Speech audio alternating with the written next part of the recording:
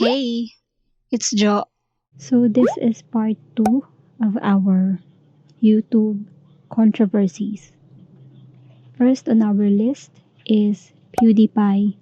In January 2017, PewDiePie, aka Felix, shared videos that included anti-Semitic jokes or Nazi imagery. Included in one video was a banner that read, quote unquote, death to all Jews. After the videos went viral, earning PewDiePie serious backlash.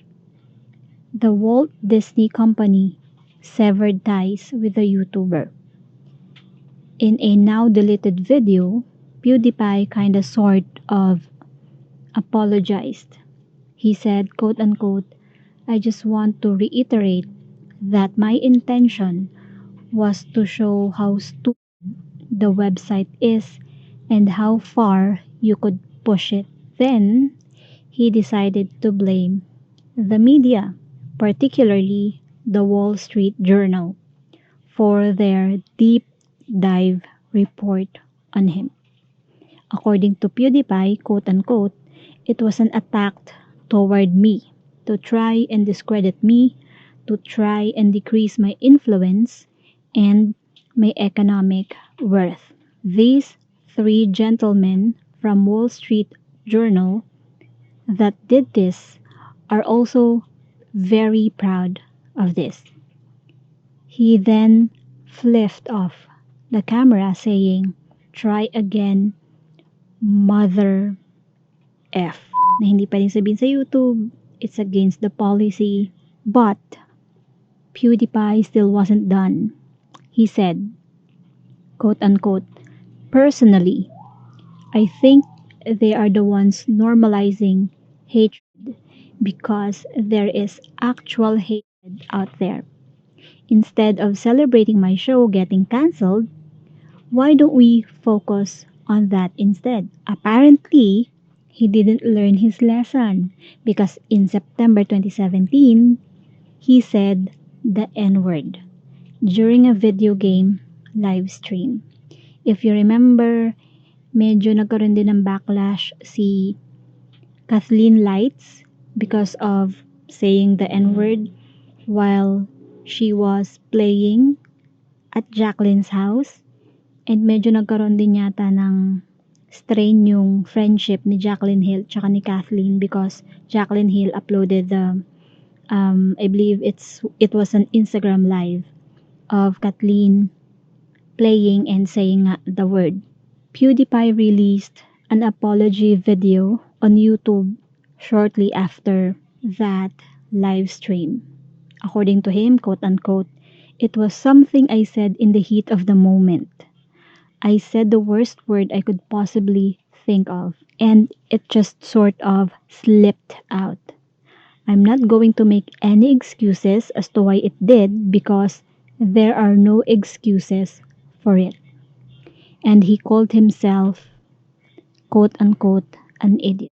May mga tao talaga na meron silang expression, kumbaga. Like may mga tao na pag nagsasalita, they can't speak without cursing. Yun na yung way nila ng pagsasalita. But in this case, yung word kasi na yun is masyado siyang racist, masyado siyang degrading, kaya hindi talaga siya ginagamit ng mga tao.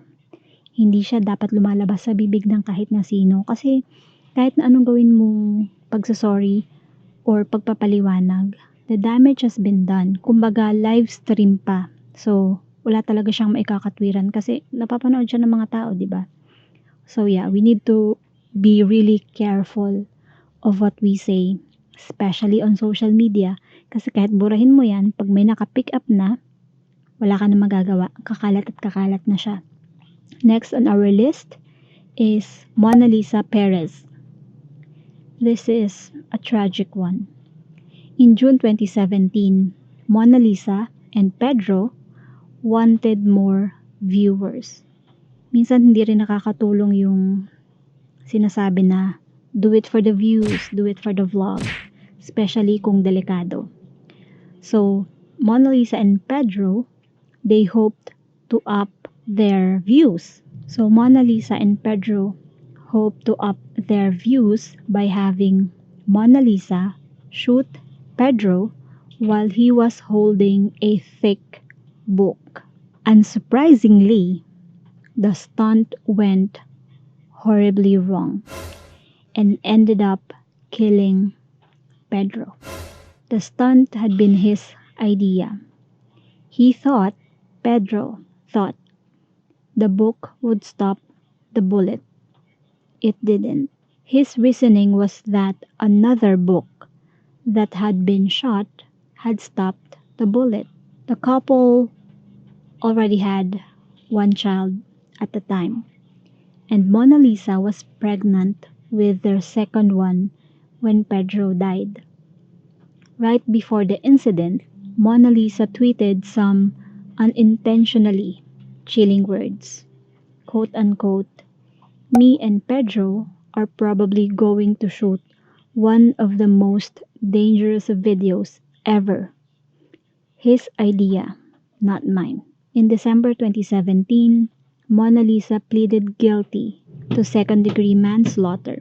According to the New York Times, local media reports said that a plea agreement called for Ms. Perez to serve 180 days in jail and spend 10 years on supervised probation. Though the Pioneer Press said a judge would have the final say on her sentence. This is such a tragic story. Next on our list is Daddy 05 and Mommy 05.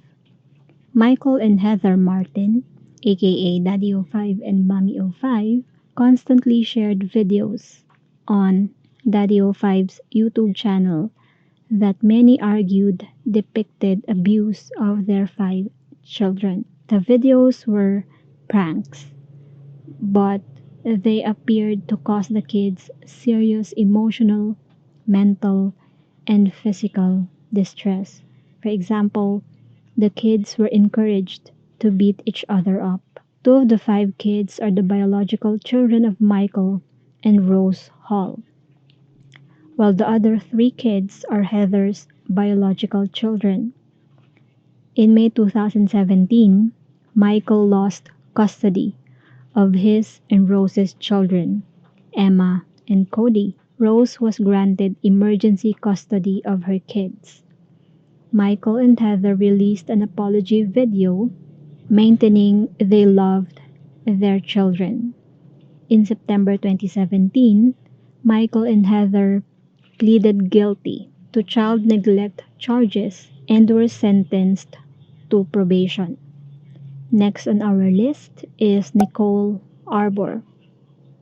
In September 2015, Nicole made a notorious video titled Dear Fat People. Oh my god. In this 6-minute clip, she savagely condemned people who were overweight and obese. She even went so far as to share an airplane story about literally pushing a person's fat into their seat on an airplane because it was in her space. According to Nicole, quote unquote, fat shaming. Who came up with that? That's brilliant. Yes, shame people who have bad habits until they stop. That was one of the many heinous things Nicole said. She received serious backlash for the video, even reportedly losing a chance to choreograph the dance movie Don't Talk to Irene. She told Time that she felt it was, quote unquote, really important that we make fun of everybody. She also added, quote unquote, I think what brings us together and unites us as people is that we can poke fun at all of us. Anong klaseng logic yun, Beshi? Nicole was accused of being abusive towards ex-boyfriend and fellow YouTuber Matthew Santoro, also in September 2015. In January 2016, Matthew quote-unquote accidentally uploaded a video to his public channel that was meant to be private, discussing the abusive relationship with an unnamed significant other. Nicole posted and later deleted her own response video to the allegations, calling them not true. Next on our list is Rage Stu. Back in August 2017, YouTuber Rage Stu filmed a live stream of himself literally breaking the law and low-key bragging about it by trespassing onto private property with the goal of breaking into YouTuber Rice Gum's house. Rage Stu also broke into Jake Paul's Team 10 house. While trespassing, he was opening gates and actually jumping into the property. Soon, YouTuber FaZe K and other people approached Rage Stu and asked what the heck he was doing.